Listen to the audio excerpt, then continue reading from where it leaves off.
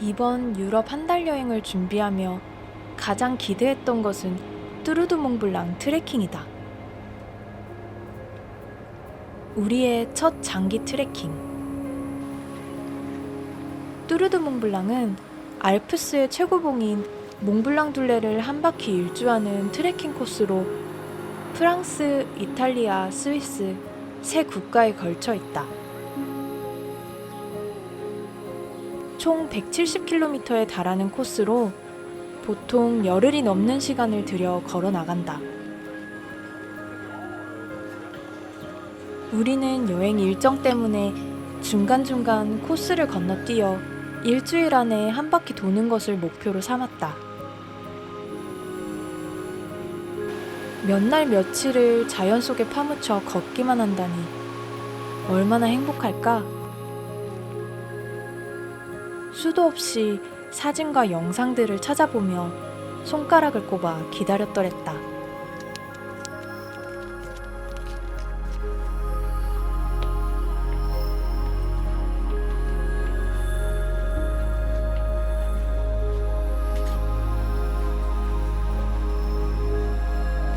프랑스 도시 샤모니는 뚜르드 몽블랑의 시작점이 있는 도시이다. 도시에 들어서자마자 아웃도어 의류로 무장한 사람들이 잔뜩 보였다.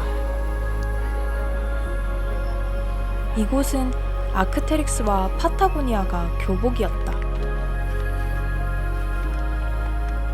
갑자기 비가 쏟아지자 주변의 사람들이 자연스럽게 방수 재킷을 꺼내 모자를 눌러 썼다. 거리에는 온통 등산복과 캠핑용품을 파는 가게들이었다. 마치 산악인만 모여 사는 마을에 들어선 느낌이었다.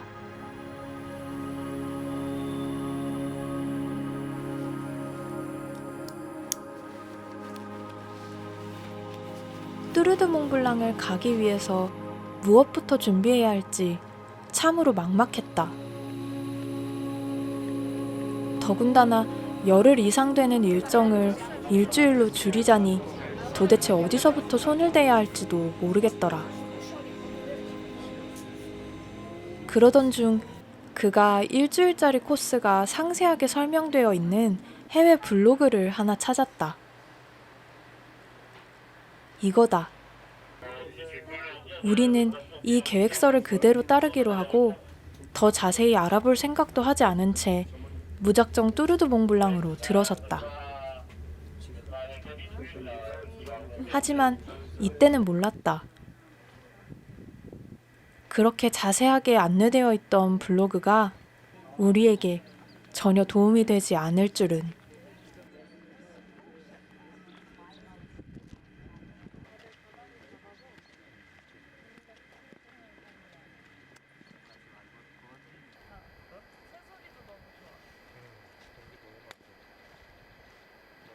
필요 없는 짐들은 숙소에 맡기고 조금 가벼워진 가방을 둘러맸다.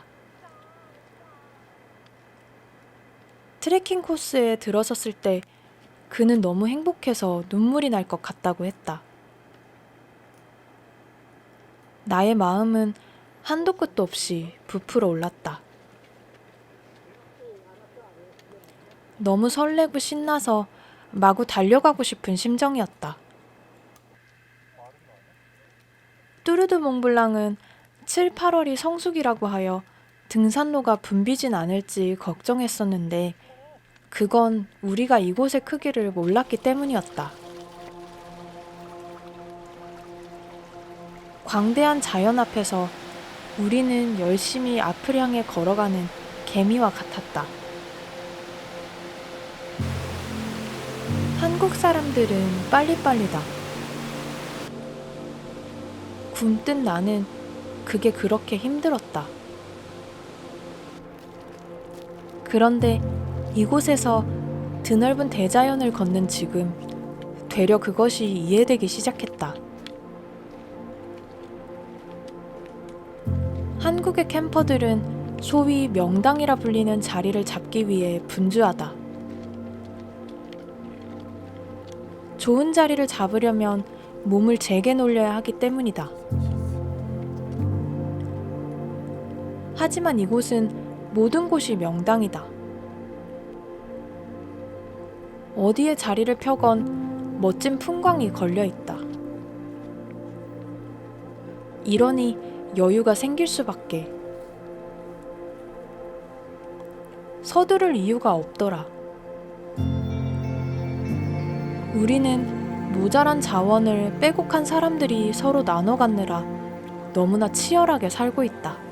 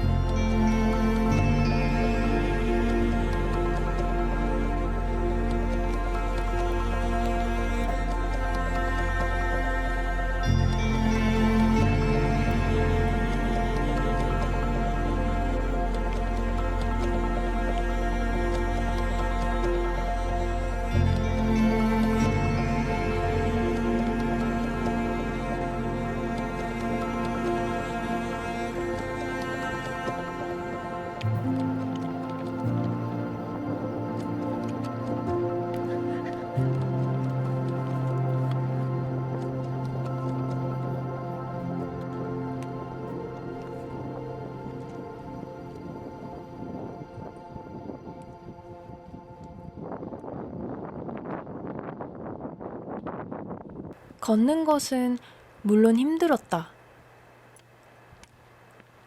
우리나라의 산들과 달라서 오르막이 한번 시작되면 이 길이 끝나지 않을 것처럼 이어지다가 다시 내리막이 시작되면 마찬가지로 몇 시간이고 내리막만 걸어야 했다.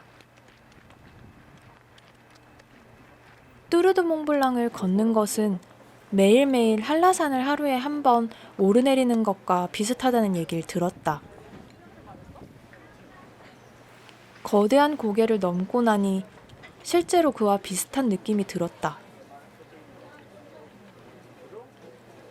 한 걸음은 작지만 멈추지 않고 계속 걸으면 어느새 내가 지나온 고개들은 까마득히 뒤로 물러나 있더라.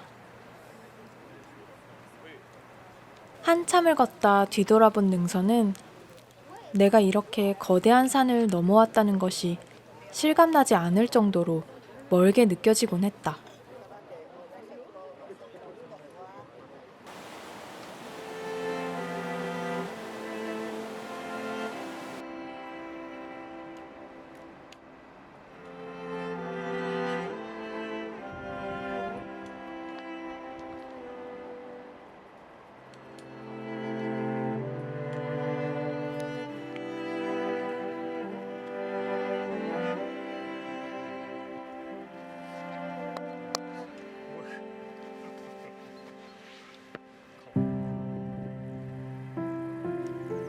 어느 해외 블로거의 7일짜리 계획을 믿는 구석으로 한시름 낫다고 생각했던 우리 앞에 나타난 현실은 냉혹했다.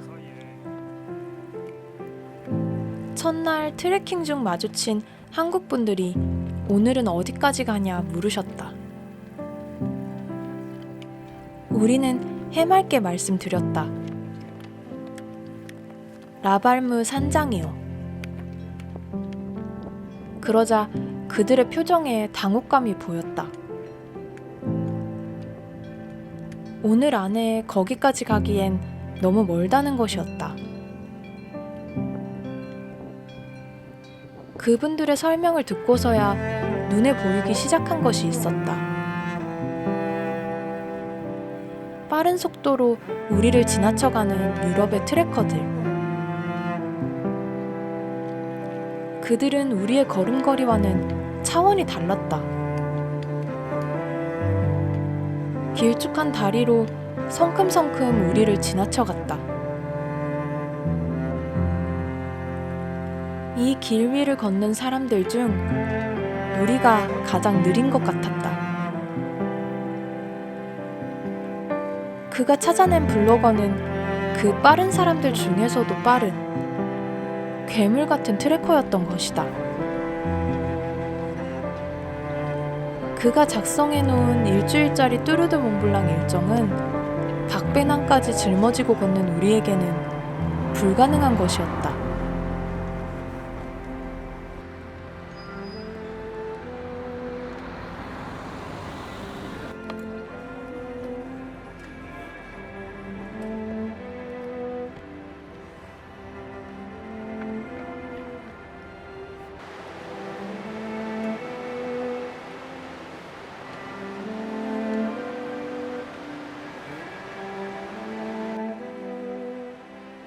야단났네.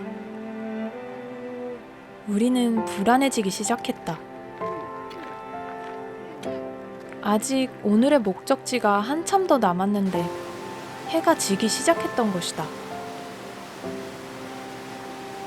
코스를 메우던 사람들도 하나둘 자취를 감췄다.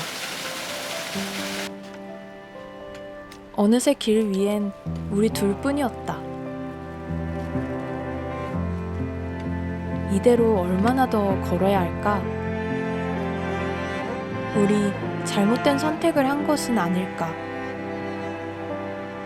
우리의 깜냥에 되지도 않을 어려운 도전을 시작해버린 것은 아닐까? 이대로 하루 만에 뚜르드 몽블랑을 포기해야 하는 것일까? 머릿속은 점점 더 좌절에 가까운 모습이 되어갔다.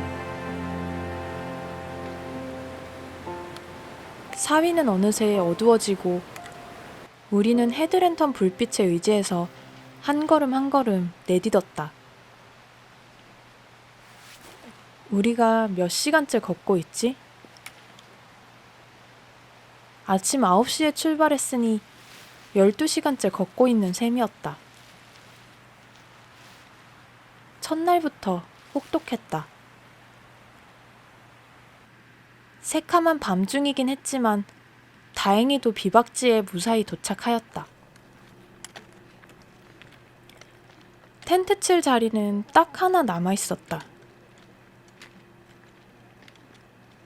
텐트에 다리를 뻗고 누우니 살 것 같았다.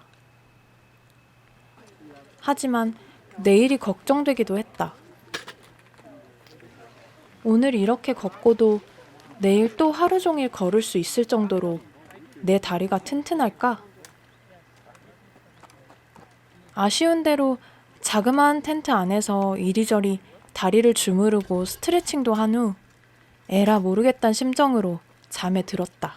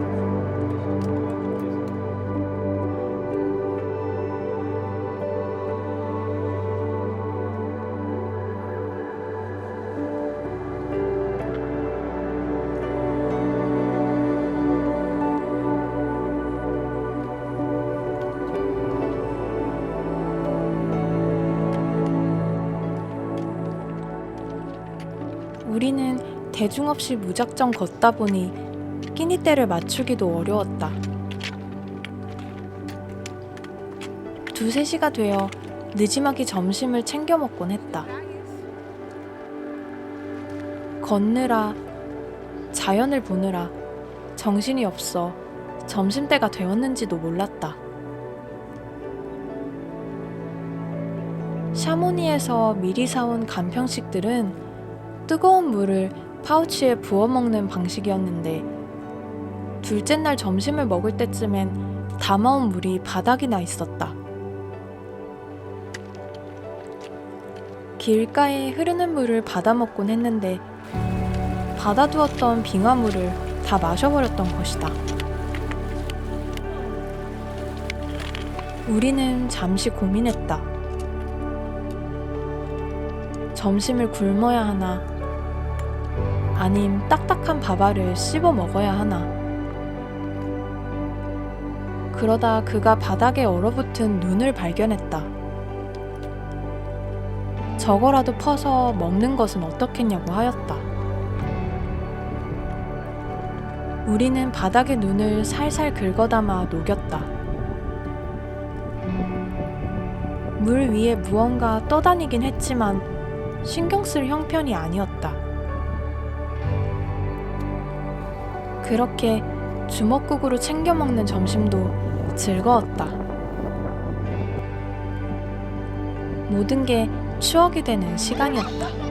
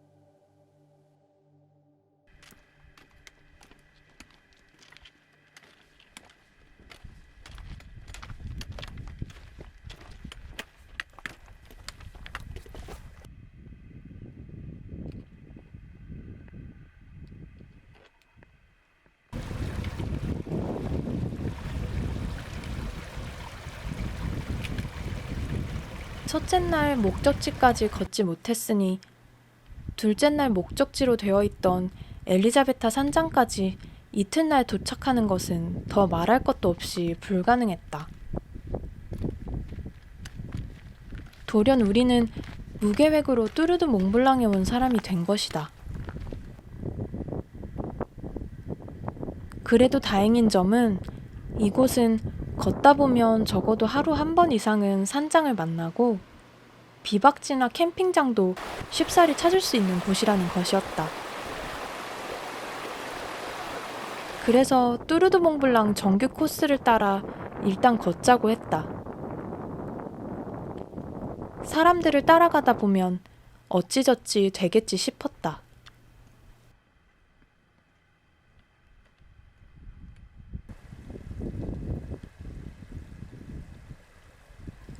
걱정은 금방 잊혀졌다. 눈앞에 놓인 풍경들을 보느라 너무너무 바빴기 때문이다. 말도 안 되는 풍경이었다.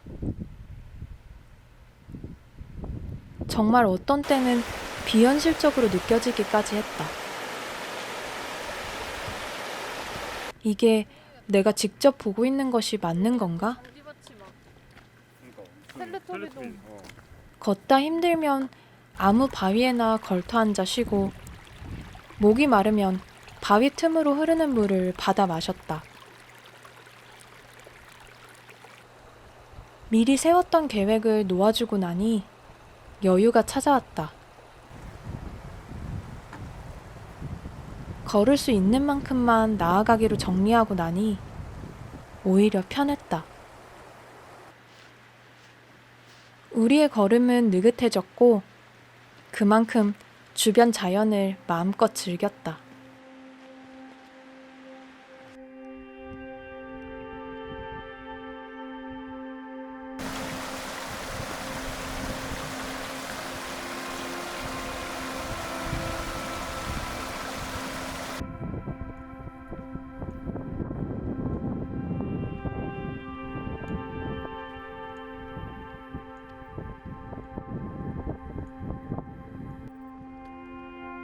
오늘도 까마득히 이어진 내리막을 걸어 내려왔다. 공기가 맑아 그런 것인지 눈앞에 시야를 가리는 게 없어 그런지 가까워 보이는 산 아래 산장도 당도하기까지 몇 시간이 걸리곤 했다.